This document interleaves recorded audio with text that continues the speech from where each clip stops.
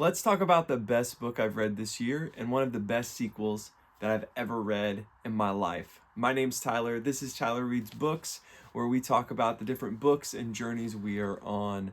Today, I am talking about a book that I just wrapped up this month, part of my April TBR, and it is Hunger of the Gods by John Gwynne. This is the second book in the Bloodsworn Saga, and what I can say from the start is this is exactly how you write a sequel. Shadow of the Gods was a fantastic read. I gave it 4.5 out of 5 stars.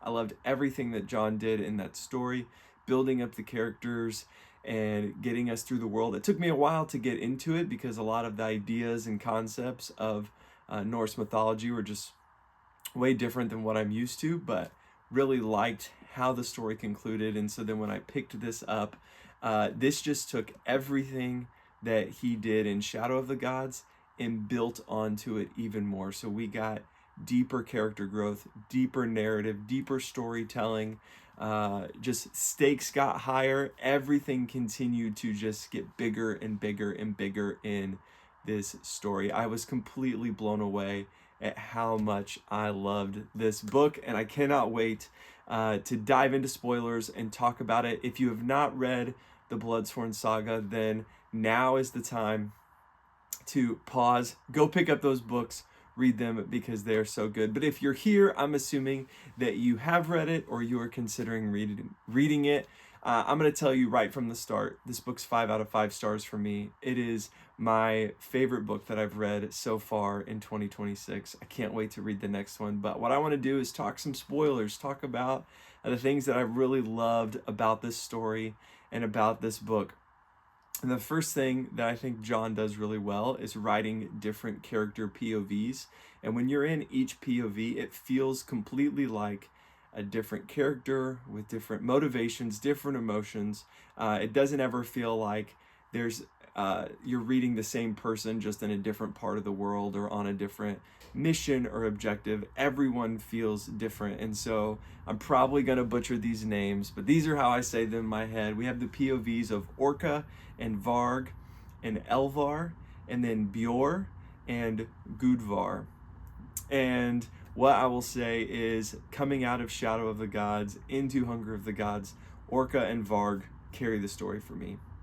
They are the most interesting characters, I think, in this world, and not surprising that they're both part of the Bloodsworn, which is the group that I love the most. Any chapter that has Orca or Varg in it, I would get really excited, and it would be difficult to want to put the book down because I wanted to know what was going on for them. Then we get to Elvar, and in the first book, I felt like I didn't really care about her character all too much until later on in the story. And that same thing kind of happened here, where I was interested in what was going on for Elvar as they're leaving Oscaturo. Probably said that wrong. But as they're leaving that place and they are traveling to figure out what to do now that Leek Rufa is loose, and just trying to understand like what is next for the Battlegrim. And so parts of her story were a little slow, but then it had one of the most incredible epic endings. I loved her last chapter. I'll get to that in a little bit. So that was one of my favorite parts of this book. It was just completely epic. And then we've got my good buddy Gudvar. Man, that guy is a little weasel. Like, you kind of love to hate this guy. He's kind of like a Peter Pettigrew, if you will, from Harry Potter, or he's just like this slime, like manipulative and just like difficult. He whines about everything, but then kind of like Elvar, his story kind of ends pretty epically when you get to his last chapter. Also unlocked some fears reading his chapters. Didn't know I needed to be afraid of hornets that embed into your skin. That whole scene was so intense, so stressful. Probably the most intense part for me in the book was when Gudvar was in Skalderman Tower and he's tied to this table and they're putting that Hindor into his arm. Like, ugh, not a fan. Definitely, I texted my buddy. I was like, new fear unlocked, because that was terrifying. But then the other point of view we get is Bior. And for me, this guy's storyline is the least interesting. I thought he was kind of a quirky, weird character in Shadow of the Gods, and then we get to this book, and now we actually have him as a POV. And honestly, these chapters just felt like they just drug on forever. When I would be reading him, I'm like counting the pages. I never did that for any of the other characters, but for Bior, I'm like, okay, man, how are we gonna get to the end of this? And obviously, it's important to know what the Raven Feeders are doing. It's important to know what's going on with like Brekka and Bjarn and like all the other kids. It's important to know about Likrifa and like all this stuff. But man, like the whole time, it's just like he feels bad that he killed Agnar. He misses Elvar. It's just like he's glad to be back with his people, but he's just kind of like mopey. And really his story, like I don't feel like much changed about him. There was the one cool part where he let Bjarn and I cannot remember her name right now, but one of the Sior witches escape. Besides that, like nothing really happens with his character, nothing really changes. And so I'll be interested to see kind of how that develops in the next book. But overall, like all the other POVs, like incredible storytelling, incredible job of moving the plot forward, letting us learn more about them, care more about them, seeing them progress in their motivations and their stories. Like this book just felt like lots of things were coming together, but then there's also still some things that need to happen for the final book in Fury of the Gods.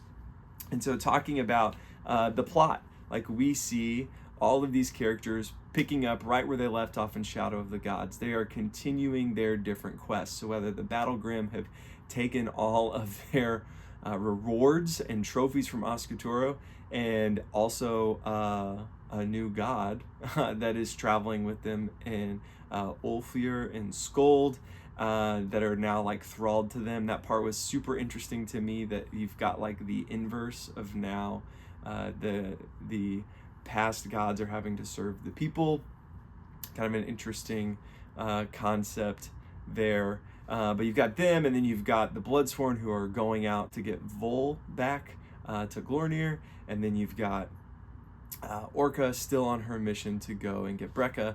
And so you've got all these things happening, and as John is telling these stories, we're starting to see overlap taking place. The Battlegrim are meeting Orca.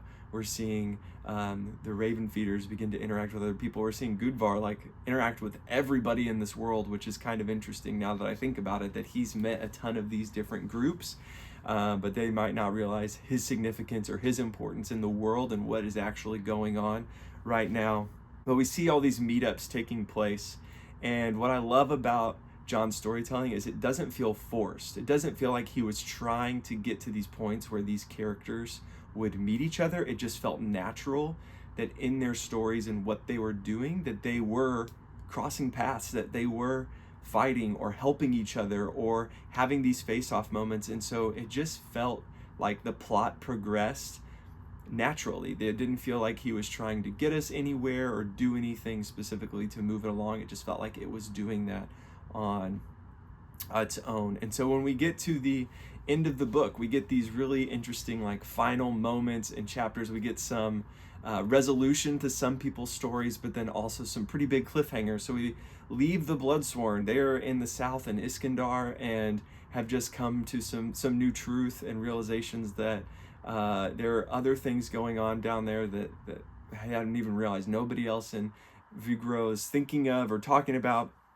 Then you've got the Battlegrim, and they are in Snakovic, and you have Jarl Elvar. Such an epic moment there at the end of her story. And then you've got the Raven Feeders and Likrifa, and they've just attacked Queen Helka and Orna, and all the twists and turns that happen there. And coming out of this book, it is safe to say Fury of the Gods is going to be an all-out war between these people and finding allegiances and then having just this massive war for this world.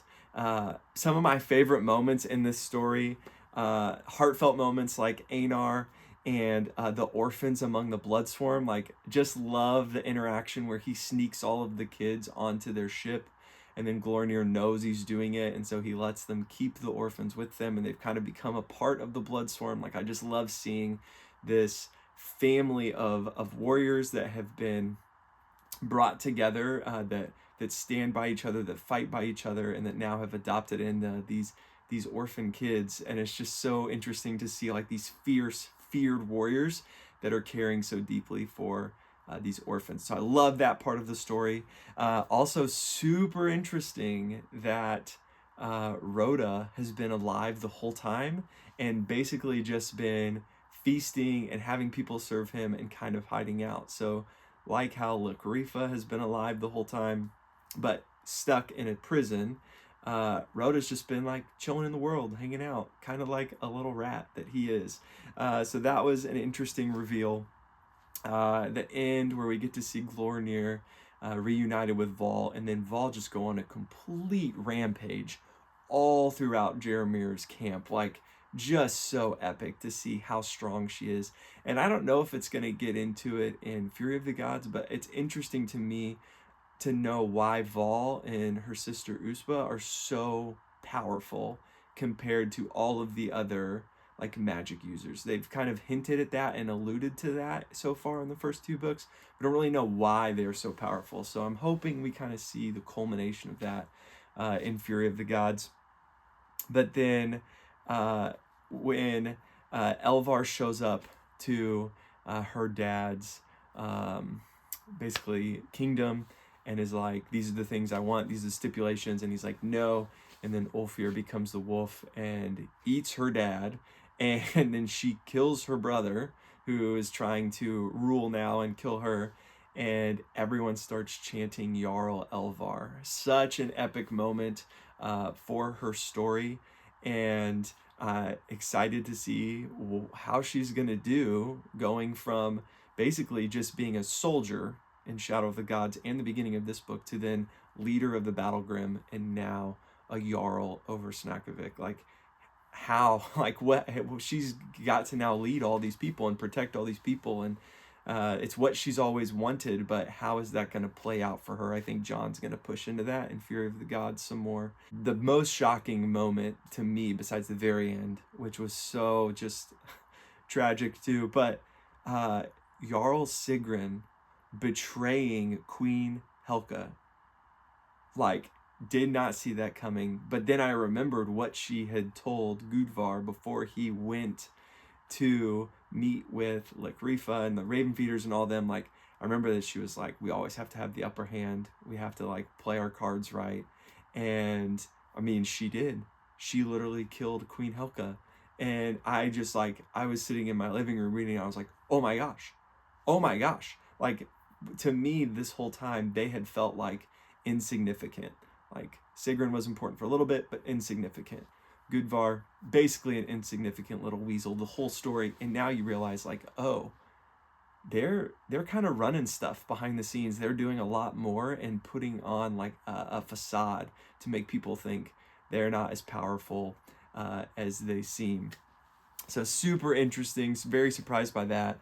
But then, as a dad and as a parent, seeing Orca reunited with Brekka, but then knowing that for him to escape, that she basically has to sacrifice herself after she has just traveled all across Vigoro trying to get to her son, just trying to rescue her son, and her holding him and him saying, Mom, what am I supposed to do? And she just says, live, Brekka. And she throws him into the river as it flows away, as she's getting attacked by frost spiders. Like, oh my gosh, John Gwynne, like, what are you doing to me, bro? Like, just like as a dad and as a parent, like seeing her get her son back and then making the decision to sacrifice herself. Now, I know we haven't seen if she's dead or not. We don't know what's going to happen there. We know the frost spiders, I talked about at the very beginning of this book, they themselves, and at the end of Shadow of the Gods, talked about this too, their venom doesn't kill you. It just slows your body movement, your heart rate down, and it makes you like frozen and really cold. So it's like, is Orca still at play? Could she show up again? for sure. Are there a ton of people that want to kill her? Oh yeah, lots. So like, I don't know what's going to happen. I don't know how that's going to play out.